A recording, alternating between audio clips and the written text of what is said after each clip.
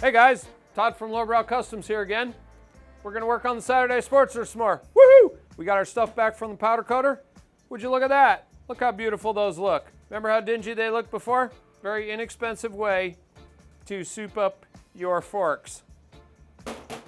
And we got our triple trees back. Would you look at how shiny they look? Woohoo! All right.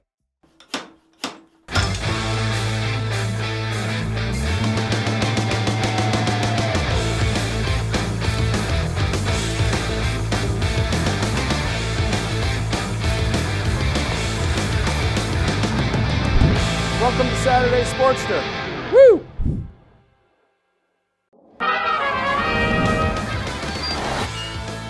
Let's get going here. One of the goals we were trying to do with the Sportster here is to jack it up, make it taller than stock. We're going to be using longer than stock shocks on the rear, so we have to equally jack up the front.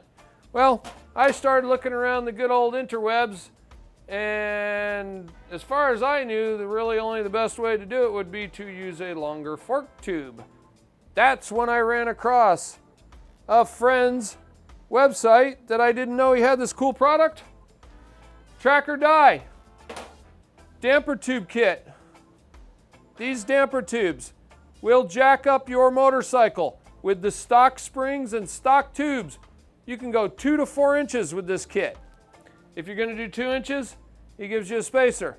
If you want to do the full 4 inches, you use just the damper tube without the spacer. We'll go ahead and remove the stock damper tubes out of here and show you the difference.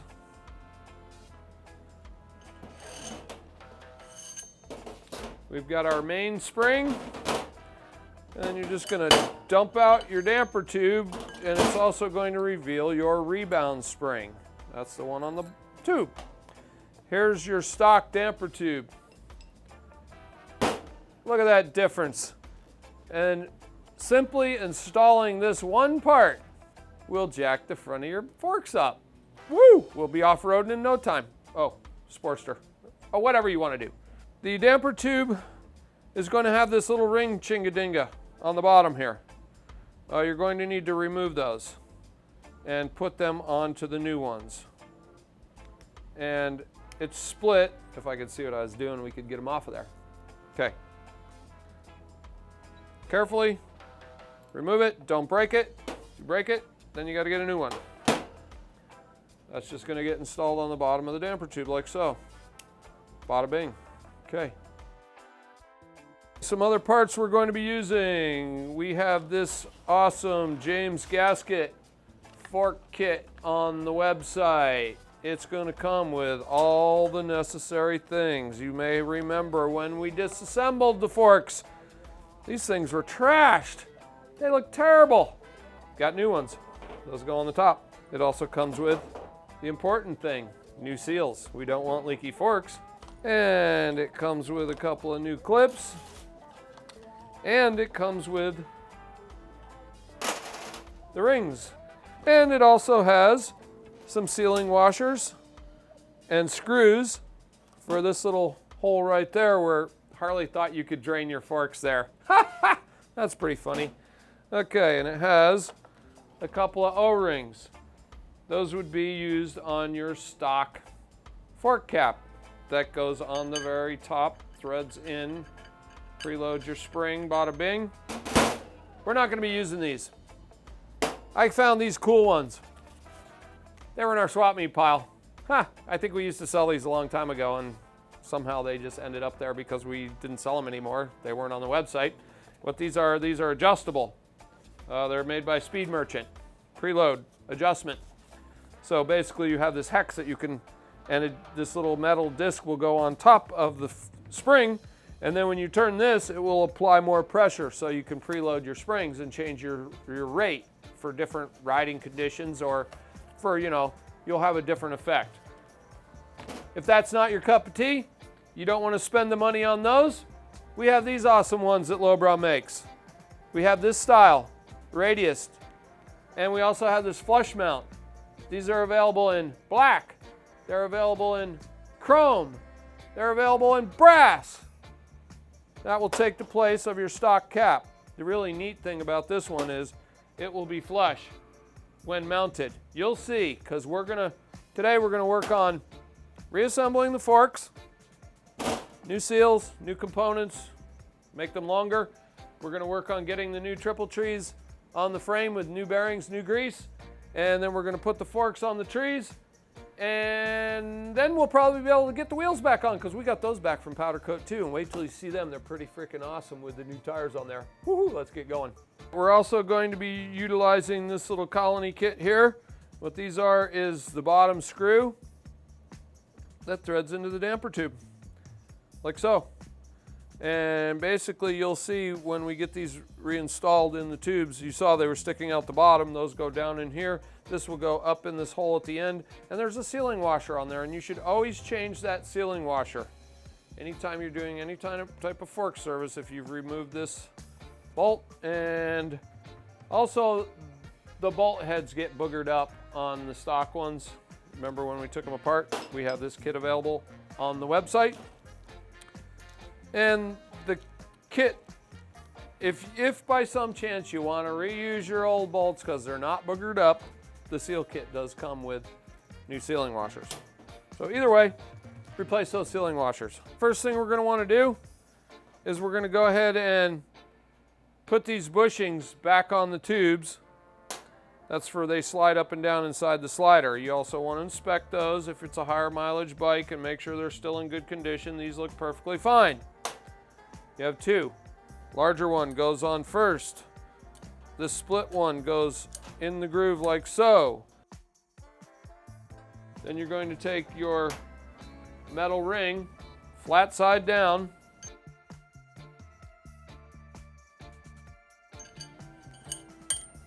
on top of like so. Then the next thing you're going to want to do is you're going to want to put your seals on. It is important that you put the seal on the correct direction. If you look at it, you can see there's a little spring thingy because this is a double lip seal. You're going to want this side facing down. You also want to be careful installing those. A little bit of fork oil. There was some left on there. You're just going to slide that on down there like so. And then we're just about ready to go ahead and put it. I did take these over to the wash sink and rinsed them out real good to make sure there was any residue or any crud or anything left in there from the powder coating process, because they may have sandblasted these before they powder coated them to get the clear coat off them. So wash those out real good with some hot soapy water and then dry them out. The next thing you're going to want to do, rebound spring on your damper tube, like so. Then you're just going to drop this down into the fork, like so, until it sticks out the bottom. Then the next thing you're going to do, you can go ahead and put these in here, and tightly wound goes down.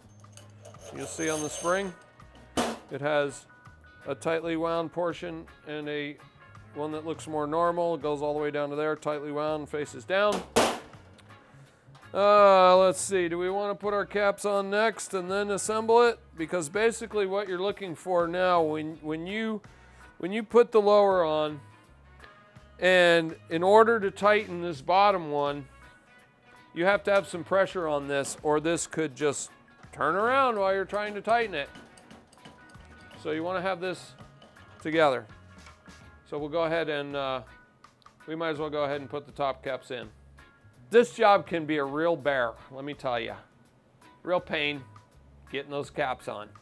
Always be careful when doing the job to make sure you're not cross-threading whatever cap you're using, whether it's the stock, the Lowbrow, this brand, whatever you're using. Make sure they're threading good, because you are going to have to put some pressure on them to get them down. I went ahead and installed one of our caps on there to put some pressure on the spring in order so this won't, see now it's a little stiffer now. The stock top cap is a real pain in the butt because it's got a giant hex on it. Ours has 3/8 drive for a ratchet. Awesome. All right, you're also going to need this fork seal driver. We have these available on the website, 39mm. This one's made by Motion Pro. It's got a neat design. It's And basically the reason they did it like this is split. And the reason it's like that, so you can take it apart and then you could put it over the fork tube if, let's just say your fork tube was still on the triple tree on the bike and you were like when I was doing chrome lower legs. I would spin the bottom one off, I'd pull it off, I'd take these off, I'd put a new seal on, and then I'd slide it back up, put my screw in the bottom, and then I'd put this over one on each side because your triple trees are there. So it can be used either on the bike or off the bike. And to be honest with you, the really cool thing about the design on this one is the one we had at the Harley shop was just two halves with no ring holding it together.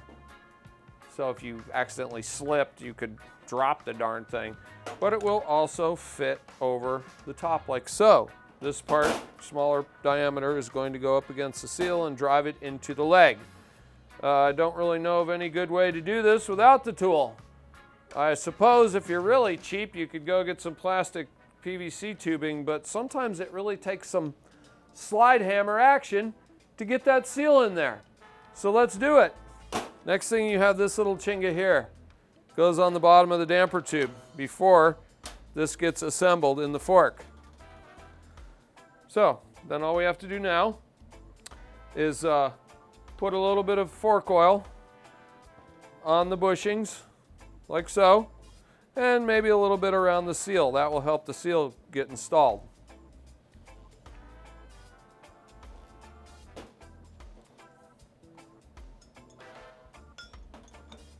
You're going to want to slide that until it hits the bottom. You can feel it, because without the rest of the parts in there, without having that in there, it can pull this way.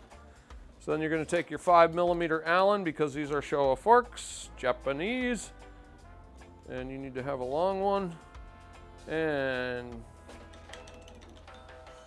you're going to get that started, and it just pushed it that way. Did it start or not? Sure doesn't feel like it did. Now, if you have that problem, what you need to do is you need to look down in the hole. Oh, I can see that it's kind of off to one side where the threads are. So if you take a little pick and stick it in the hole and kind of centralize the end of the damper tube where the threads are,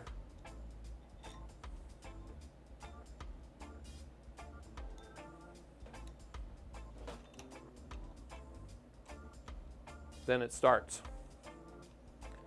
So if your screw's not going in, that means the threads are off to one side.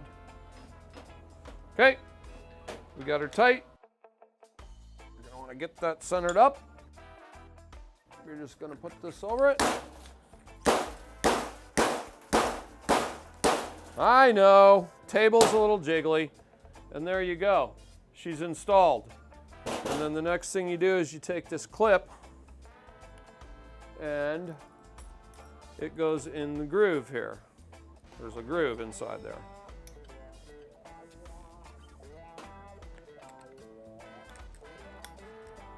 Bam! Heard it go click, click. And then last but not least, the final piece here.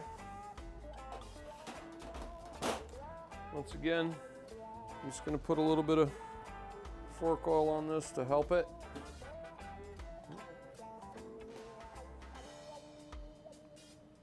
Doesn't hurt anything. This is your dust shield. Keeps dust and water off the top. Sometimes these will pop right in, sometimes they won't. So we can go ahead and use the driver to put this on too. And see that? It didn't take much at all to get that to go in. And there you go. Now, the last thing we need to do, put the final whammy to it.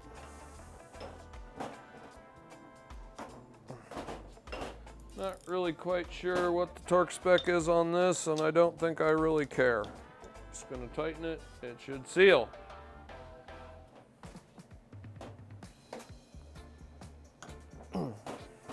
Okay, beautiful. There is one other thing on a stock fork. It'll have these caps over the top. Well, Sorry to say I specifically told my powder coater not to powder coat that, so I'm not really sure. I don't think those are gonna fit very good, so guess what? I'm fine without having them on there. They're not really doing anything, they're just decorative. And I'm also considering putting some rubber fork boots on here, and you wouldn't see them anyway, so we're not gonna use those. Okay, this one's all good. Good to go. Ready to go onto the trees once we get them on the bike. So we'll set it to the side. Once we get it in the tree, we'll tighten the pinch bolts, and then that will hold this so we can remove this and fill the fork oil up. Not a big deal. Let's go ahead and get these triple trees put back on that frame, and then we can put the forks we just put together in the triple trees. And then we can put the front wheel on. Woo! We had installed new bearings, you may remember, earlier in the series, because this is what we found when we took the bearings apart. That's pretty sad looking. So we've already got our new races in the frame, and anytime you have a new bearing, you do need to pack it with grease. And as you can see, there's a bunch of nooks and crannies. So this is called a bearing packer. This is a real handy tool to have. If you're packing a lot of bearings, it's great. If you're not, you can do it by hand. I'll show you both ways. What you do with this tool is you pull this plunger part out and you pack it full of grease, and then you put it back in, and you put your bearing in like so, and then you put that on there, and you simply put some pressure on it. And there's not a whole lot of grease left in my packer here, so you gotta work it a little bit more. If it's full of grease, it works better, but I'm running out of grease. And now you can see how that pushed the grease up into every little roller in the bearing. See, it's starting to poke out there? Once again, if this was full, more full, it would work a lot better. And there, now you can see it. I'll pull it out and you can take a look at it. See how it's pushed the grease up through that slot and filled it up. Now, if you don't have a bearing packer and you just have a tub of grease in your garage, you can do the same job by hand. And what I'm going to do now is I'm going to pull this plunger out of my tool. Once again, I don't have any grease available here in the shop. I've used it all up.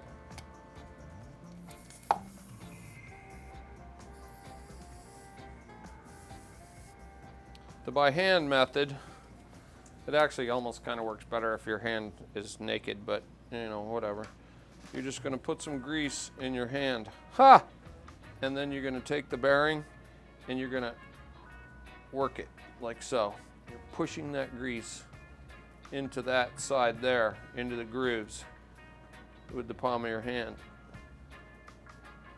And it's basically doing a very similar job as the packer. It's just not as effective. But it will work, because not everyone's going to run out and buy a darn bearing packer for this job. So that's looking pretty good there. Okay, bearings all greased.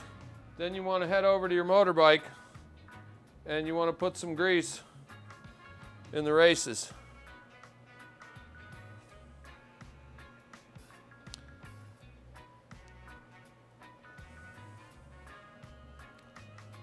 Like so. Don't have to overdo it, because when you push the stem up in there, it's going to push some. It's going to push some out anyway. And you may notice this frame has a zert fitting for grease in this. Nobody ever uses them. Pretty obvious. By the low mileage bike that had neck bearings that were completely dry and rusty. So just because we found a low mileage bike for a good deal, it still needed some simple maintenance tasks done to it. Okay, we're going to reuse the old dust shield. We do have new ones on the website, but you really can't see it. It's not visible. Small one, It's going to go on the bottom, like so. And I'm going to replace the top one, since we have, you might be able to see it. We have these available on the website. We have them available as a single top for guys that are doing certain jobs, don't need a bottom one. And we have them available in pairs, top and bottom. That one's going to go on the top, the big one on this model. So we got our lower dust shield. We've got our bearing that we packed. Just going to slide that sucker over the stem. And as you can see, it needs to be square on there to slide. And then when you get to the bottom, there's a little step there. And that's when we're going to have to drive the bearing on. All right, what we have here is the official tool. It's not official at all. It's just a piece of freaking galvanized pipe. And the nice thing about this pipe, you can see I've installed a couple of bearings with it. This matches the ID of the bearing. You don't ever want to beat on the outside of a bearing. Because what do you think would happen if you did that? It'd be ruined. So this tool fits over the stem, and you'll be hitting on that inner portion of that. See how it contacts that and doesn't come anywhere near the other portion of it.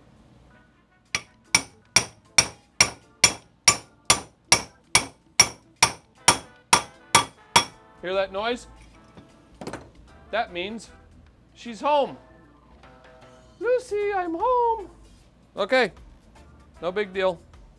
You got to go down to the frickin' Home Depot or the Lowe's and buy yourself a piece of pipe.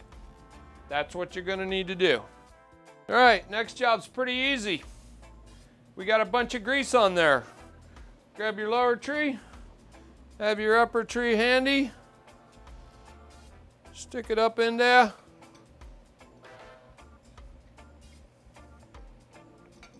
Like so. And then you're just going to put your top bearing in the hoe till it seats in the race. Like so. Then you can put your top dust shield on and kind of clean the grease off of that.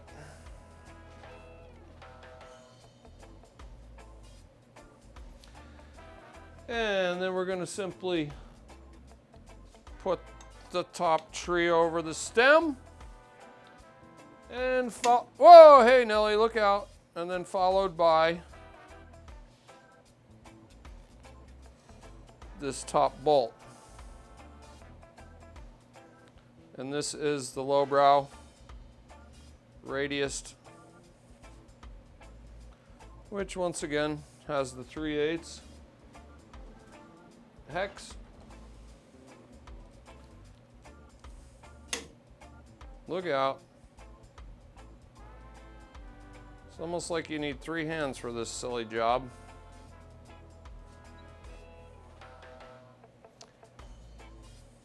Okay. Now, that's too tight. Okay, the way you're going to do your bearing adjustment on this particular triple tree is, as you're going to have this pinch bolt loose right here, right? And you're going to tighten this down, and what that's doing is it's pulling the tree together and decreasing the play. So we'll have a little demonstration here. Bolt loose, and if by some chance you're adjusting your neck bearings with the fork assembled, you must loosen the pinch bolt or the tree won't be able to move. So at any rate, we're going to tighten this up. Oh my gosh, that's too tight. That's a not moving free. So you're going to want to tighten it up till it doesn't move freely, and then back it off until you've got a nice smooth operation on your new bearings.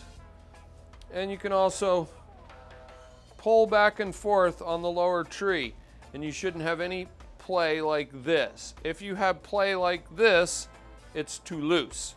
So we're going to go ahead and just leave it there, and we're going to go ahead and install both of our rebuilt powder coated lower leg forks into here, And then we're going to do the final adjustment because we can grab the bottom and you can pull on them. We'll show you like if it was assembled. And then once you've got your bearing preload correctly set by loosening or tightening this top one, when you tighten this pinch bolt, once again right here, then that goes against the stem and won't allow the setting to change.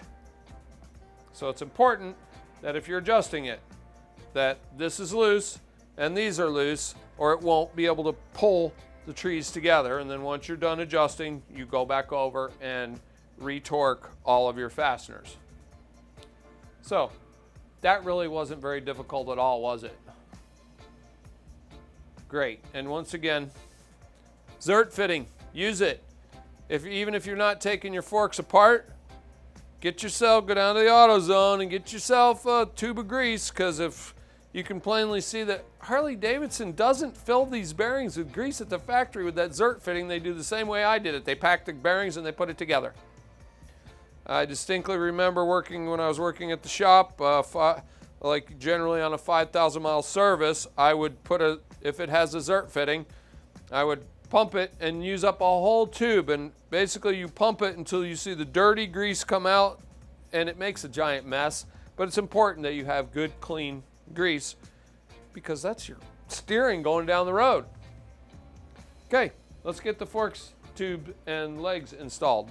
The lower leg with the brake on it is going to go on the left-hand side. So I've replaced my pinch bolts from the factory Torx head pan style to shiny socket heads. So I got my wrench ready for when I stick this up in there, I can tighten it down so it doesn't fall off. So basically you're just going to slide your fork tube through the bottom and through the top. And there is a specification on how much it sticks out the top here. I'm not really going to worry about that until I get my caps on there that I'm going to use. So I'm just going to eyeball it right about there, and then when I tighten this down,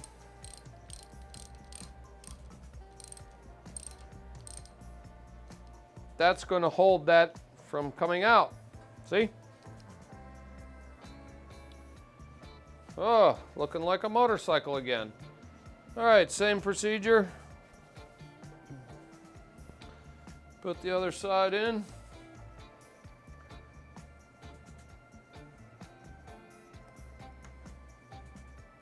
Real simple.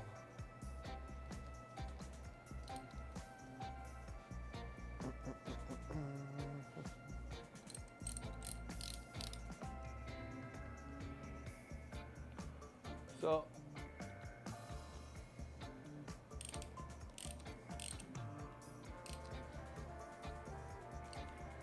all right, I took the top cap off. We'll take that one off in a sec here. But before we fill up the forks, we got to put these little tiny screws in the bottom. Forgot to put them in there. Not a big deal. It's just a tiny screw. And the sealing washer. And they go right here in the leg. And if we don't put them in, when we start filling up our fork oil, it'll probably leak. Ha! Oh, look out. And if your powder coater did a good job, they should thread in nice and easy, like that. Not hard.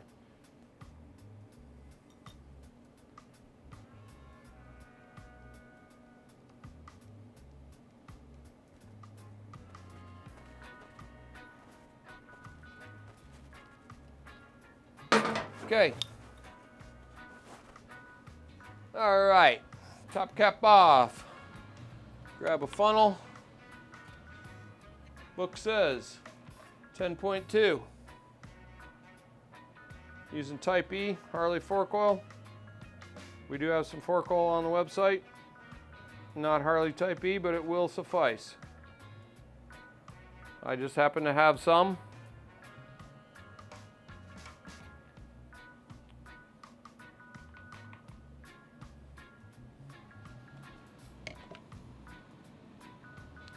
Now we can put our fancy caps on. These come with something to push on the spring to make my life even more difficult to get these together. Let's see how this goes.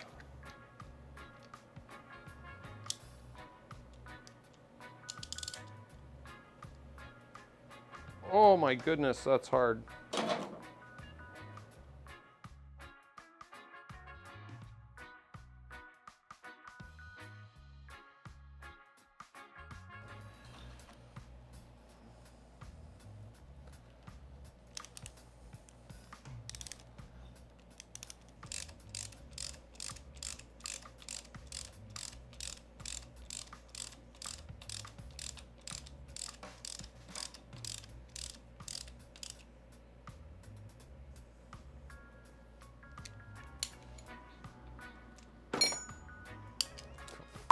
Pain in the ass.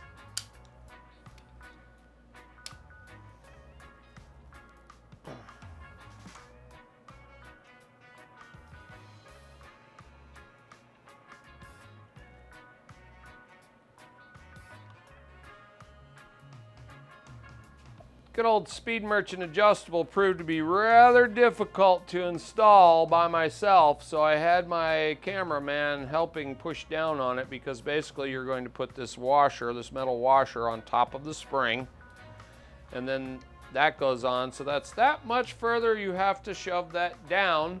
And then I had a ratchet on it. Well, we ended up putting an extension, and he pushed down on the ratchet, and I made sure it was straight and catch a thread and get it in there. It can be sometimes very difficult to put these bolts on there. That's one of the reasons I do like the Lowbrow one, the radius. You can put a ratchet in that one, and also the flush one, where once again, if you're doing it with the stock one, you've got this giant hex, and the socket for that's rather large. Okay. So we got both forks filled up. We're going to go ahead and get this other one on here. We'll see if we can show you how much fun this was. Oh.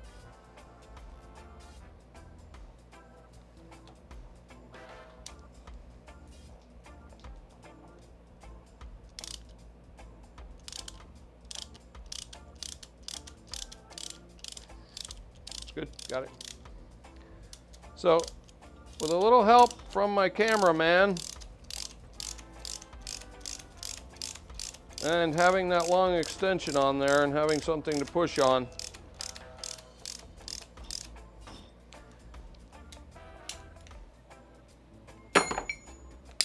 it was just very difficult for this old guy to do it by himself.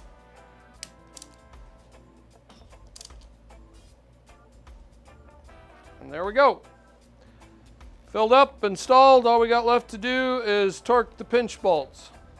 Okay, I went ahead and double checked I loosened these two pinch bolts and tightened this down just a little bit more.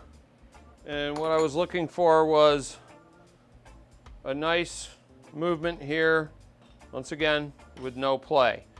If it feels like it's completely loose, like super loose, you might want to tighten it just a little bit more.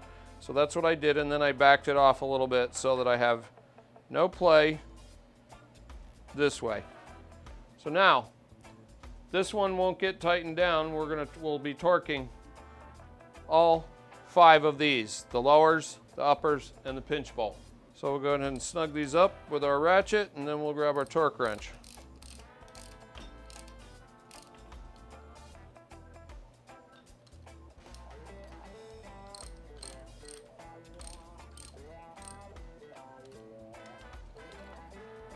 And I had those two tight when I was adjusting this so that the legs don't fall out. Okay. Consult your service manual for the torque spec. 30 to 35 on this one.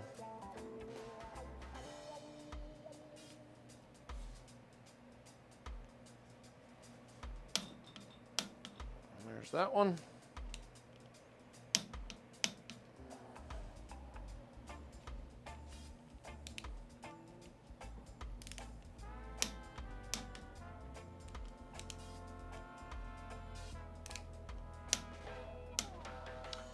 And I can't remember if this one's the same, but it might not be, so let's look it up real quick.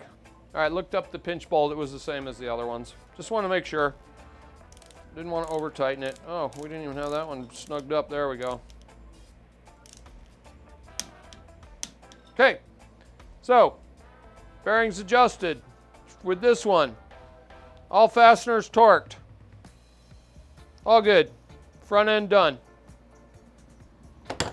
Fork oil filled up. All right, I think we'll move on and go ahead and work on the front wheel next. Way we got this darn thing sitting on this block of wood, we're gonna have to figure out some good way to get the wheel on, but then we can slap some bars on it. Oh hell, let's just put the wheel on and get the wheels on and turn the bike around and keep on working. Woo!